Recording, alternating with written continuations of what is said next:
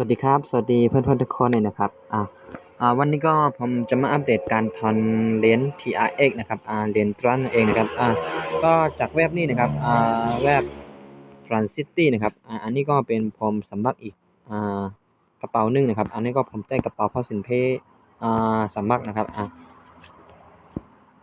ที่ผมได้อัปเดตไปคลิปก่อนหน้านี้นะครับก็จะเป็นอีกกระเป๋าหนึ่งครับผมสมัคร2กระเป๋านะครับอันนี้ก็กระเป๋านี้ก็ผมไม่ได้ลงทุนนะครับผมก็กดฟรีๆนะครับอันนี้นะครับผมจะลองมาถอนดูว่าใช้ได้หรือไม่นะครับผมจะถอนให้ดูนะครับแล้วมาดูพร้อมๆกันนะผมก็ยังไม่เคยถอนครับใช้ฟรีนะครับที่ผมได้ถอนไปคลิปที่ผมได้ลงไปนะครับจากคลิปนี้นะครับก็จะเป็นผมได้ลงทุนไปนะครับแต่ว่าอันนี้ผมไม่ได้ลงทุนนะครับจะลองถอนให้ดูนะครับว่าสายพีเราสามารถถอนได้หรือไม่นะครับ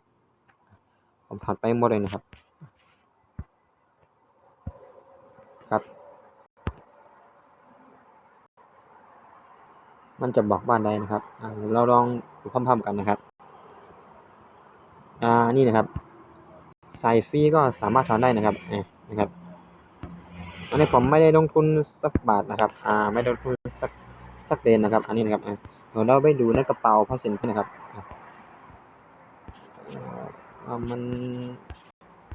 อันนี้ก็มีซิปนะครับนะครับสกิปตรงนี้นะครับตรงนี้นะครับ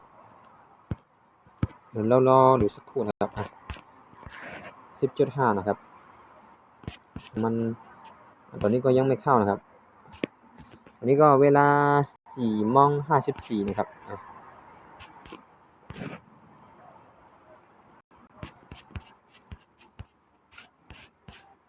ยังไม่เข้านะครับ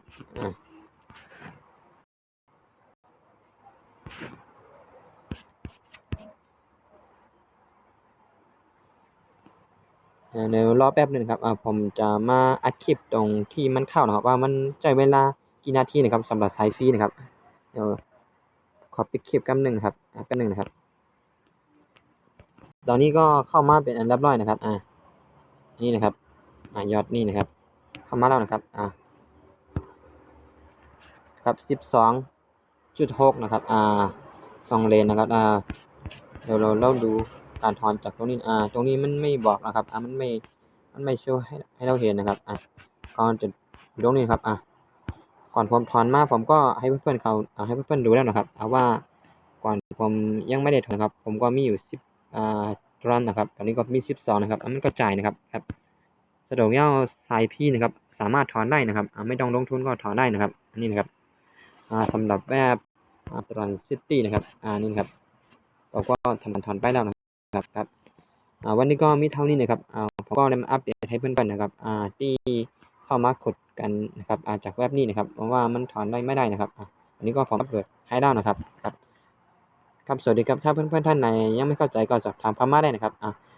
ถ้าเพื่อนๆท่านใดสนใจก็ผมเอาลิงก์วางไว้ข้างล่างนะครับก็กดเข้ามาได้นะครับสวัสดีครับ